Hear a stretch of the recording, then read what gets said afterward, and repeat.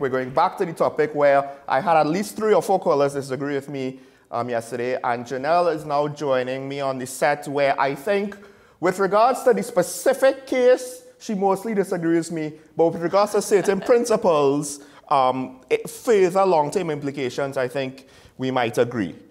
But good morning, everybody. Good morning, Sean. But Sean, first thing I noticed was your haircut. I know. I was actually surprised. I was supposed to say I regretted now. Yesterday morning, I was like, damn it, I should have had my hair for this moment. Is this your way of standing in solidarity with Trinity College? No. Okay. No. Freedom of choice. Not. Absolutely not. Yeah. I have heard all the arguments. I still, in my personal opinion, disagree. For the most part, with regard, because again, I keep saying with regards to graduation, I understand that this apparently was a long-term thing with some of these students. I'm not sure if we had clarity that they were punished throughout the school year over this. I think it's fair to assume that they were. Yes. Okay. So I spoke to someone. I wouldn't reveal my sources, but it's a senior official at this school who was telling me that it's not graduation day, they turn around, or even a week before graduation, right. They spoke to the students about this. Firstly, when you enter the school, you are informed about the dress code, which is basically short, neat, hair appropriate for school. That's generally what it says. It doesn't speak to any particular type of style. It just says your hair must be short, neat, and appropriate for school as devised by the college, and there are pictures showing what short, neat hair looks like and what is not appropriate. So you enter the school, you know that. And then throughout the year, apparently certain students, including the ones who got caught in the crossfire of this graduation issue, were warned. So they were told repeatedly, and I believe, well, I don't want to go as far as to say if some of them were already suspended about the issue, about the hair issue. So it's not something new, and they were taken by surprise and embarrassed. I would say they claim that they were embarrassed, but I might want to argue some of the embarrassment was of their own making because they knew this was going to happen. Well, I mean, that's assuming that, everybody is thinking, well, graduation is a normal school day, right? Graduation is not a normal school day, but I would say a graduation function is a school function. So I don't see why the hair rule would be different for graduation day versus any other school event. Well, I might say this as the pinnacle where you should be your most dressed up or formal or in line with your school rules. But who's to say what hairstyle do I want to have in my most dressed up day? Who's to say? Now, some of the hair was not neat. Some of them, a couple of them, right? Not all of them. From the pictures I saw, and I want to say uncategorically, I don't actually have a problem with boys of any race really going to school with long hair. Actually, as I was telling you before, I went to one of my, I'm one of the youth influencers with the ministry, and I went to the last school tour, and there were boys, and this is a government school, with long hair, and they look neat to me. I saw one with Douglas hair in a ponytail long. I saw boys of African descent with plaits. So I don't have a problem per se with boys with long hair. I don't see how that really prevents them from learning once it's neat. But Trinity says short hair, right? But Trinity specifically says short hair, and Trinity is saying that their hair policy is actually based on the National Schools Code of Conduct. So which was surprising to me, because if the National Schools Code of Conduct speaks to short hair, then I'm wondering how come the schools that I have attended, the boys were allowing long hair. So is it that we have relaxed these rules? Part of the other question is it that Trinity just didn't get the memo if it was changed recently? Because I mean, speaking to some of the guys in the office, I was told that no, dreads are allowed depending on how you wear it, but just based off of but locks, you see, Trinity, what they say. But most people can, and again, let me clarify. When I spoke to the official, they said that they do along long hair for religious and health reasons. Okay. Right? So locks, most people tie in locks, especially if they're doing it at school, with a religious purpose versus a hairstyle, a style choice. So that could be the reason why these boys who have locks are allowed versus I just want to wear my natural hair in this state long. You mean the gentleman you observed, the boys you observed in No, but the boys schools? I observed in the government schools, none of them I saw had locks. They were just with natural hair of different varying textures, long. Definitely not in keeping with the pictures that Trinity has. I don't know why in those schools they were allowed, and these And the last school I went to, these were actually prefects of the school. A lot of them were in positions of authority, actually the well-behaved students, if you would say. Right. And they were all neat. Because, but some of them had long hair. Because, okay, I mean, the head prefect came out and spoke. I actually don't think he should have spoke, but maybe they cornered him, and we've seen other... But why not? He's a representative of the school. Why should he not have a say? This affects all students, and I think it's right for students to have a say. Fair enough, fair enough. But the point I was making is, the arguments, though, a lot of the arguments seem to always fall back on the, well, we're preparing them for the workplace, and I still dislike the ministers, well, the rules of society. Because at the end of the day, when you're an adult, you choose your workplace. Granted, okay, yes, you know, if you want to have a certain hair and a certain personal style, clothes, tattoos, hair, that might prevent you from working in certain places. And then as an adult, that's up for you to choose. And I feel as though just having this, well, we're preparing you for the workplace, so just short, right, and neat, short and neat, that's it, right? Because we're just cookie cuttering everybody for the cookie cutter workplace. One size fits all, right? And I don't know if that's really preparing the students. It's ironic because I do wonder, the examples you just spoke about where they're prefects, yes, they might have long hair, but if they have the capacity, the maturity to exercise their own judgment and they're being encouraged that from young, they might be better prepared to then go enter into the adult world.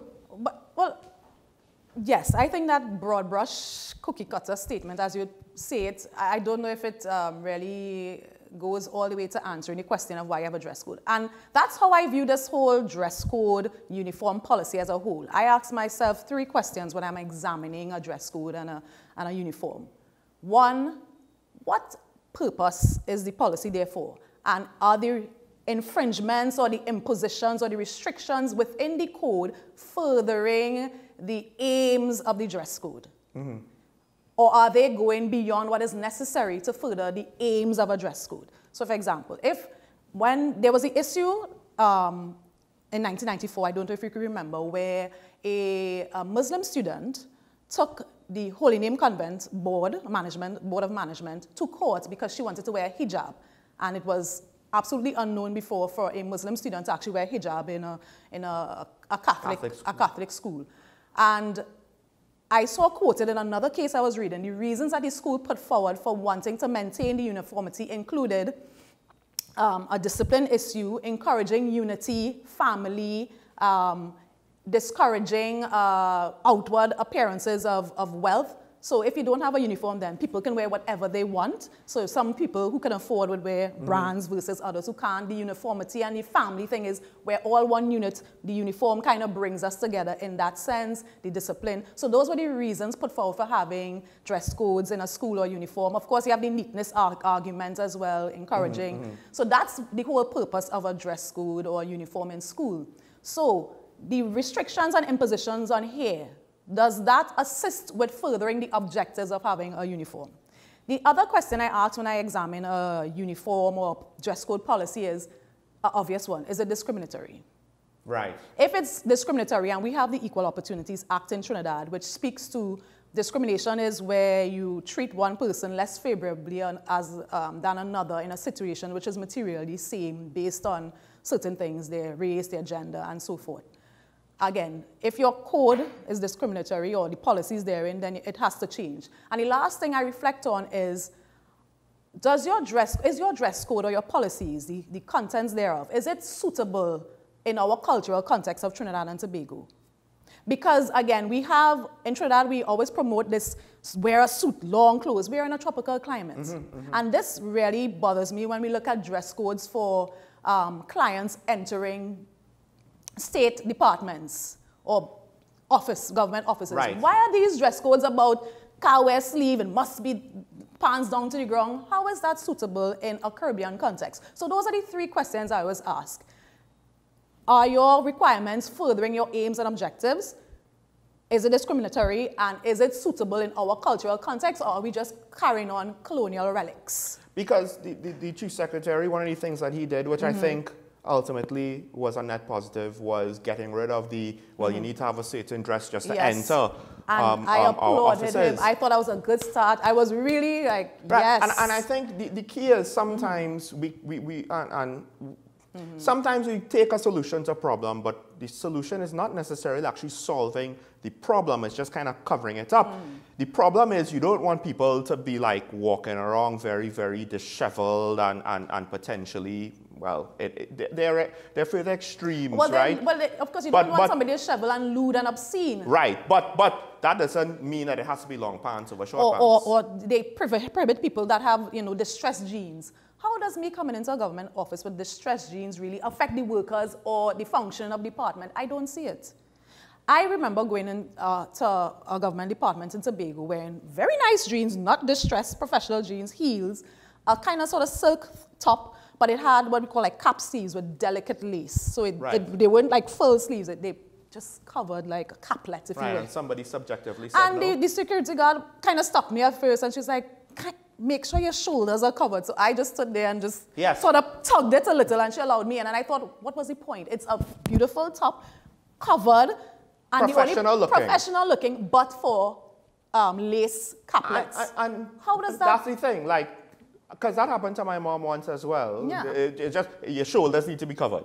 Like, that's it. And when you think about it, it's, to what extent now is that necessary? We're in a tropical climate, so she's not going to be, walking around in that sort of wardrobe. Back to the school uniforms. One of the interesting things, I have an odd appreciation for that whole, well, we don't want people to wear whatever they want, so you see the wealth disparity. Because I actually think that might have come from the past, especially when a lot of the prestige schools were definitely about rich people's schools or had that, maybe that image. And you could have, the disparity might have been even further pronounced, I guess, or could have been an even greater cause of issues for some of the students. Sure. So I appreciate the history, and I think it's still to some extent applicable, but I do kind of wonder if it is important or significant enough, at least with regards to that aspect, to hold on to. The uniformity aspect as well, I kind of understand that, because then what it does is everybody's presented the same way, so you don't have preconceived notions.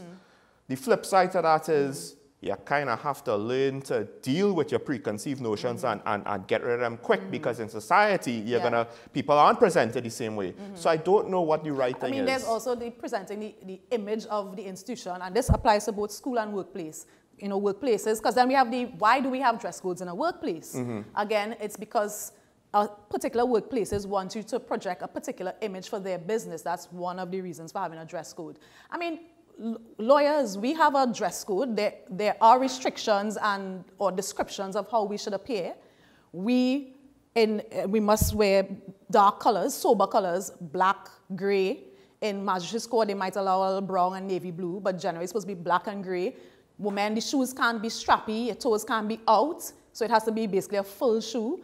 The jewelry cannot be loud. So lawyers have restrictions too. So I don't, as I said, I don't have a problem per se with a dress code, but the dress code for lawyers doesn't go as far as saying, well, it does say neat hairstyle. It doesn't say for men if it has to be long or short. I can't recall such a restriction for the men. So, dress codes are there, and I felt when I was looking at the news, they were asking people, do they agree with the dress code? And some people were like, no, individuality, people should be able to express themselves how they want, and that is not realistic, because you are representing an institution. Actually, I don't know if you remember this case where Israel Khan's senior counsel had a case in court where he was prohibited from the right of audience in the magistrate's court, so he wasn't allowed to speak, because at that time he had on a Nero suit. You've heard of a Nero suit? Yeah, Nero suit is I'm not a tailor, but an Indian-style suit versus a Western suit with a tie. So the magistrate found, and it was the chief magistrate, that he didn't have on a tie, so he didn't allow him to speak. That happened in 2005, and Mr. Khan took it all the way until 2012, where the court indicated that, yes, we have these traditions, but we have to also look at them in light of our Trinidadian culture. And because you're wearing a non-Western style suit doesn't mean it's not formal, and it doesn't mean it's not befitting the dignity of the court. Well, even it doesn't even need to go to culture. Just the fact that he's wearing something that's formal enough, Yes. right? No matter what it is, a reasonable person will say, that's formal wear, that's not party wear, that's not casual wear, etc., etc. Yes. And I mean, it's funny because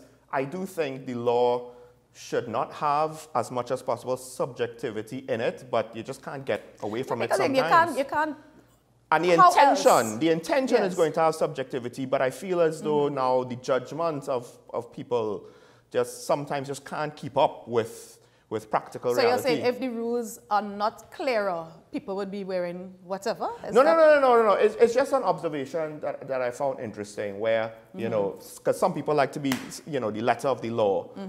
But then now the spirit of the law kind of is not really intended to just, well, we just wear shirt and tie because it's shirt and tie. It's about, literally in the case of Mr. Khan, it was about upholding the dignity of the court. So right. people, but as you said, not everybody can go behind what is the point of the rule.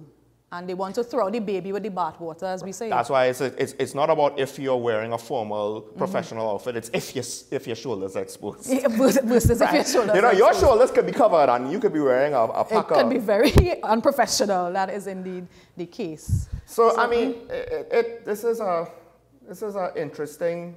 It's interesting, but it will not be it is not the first. I already went all the way back to 1994. We have as recent as now in 2023, where some prison officers are taking the state to court for not, because they're prevented from having a beard. It's not, I guess, part of the prison regulations. You can't have a beard, and they're saying it's an infringement of their religious right to have a beard as a Muslim.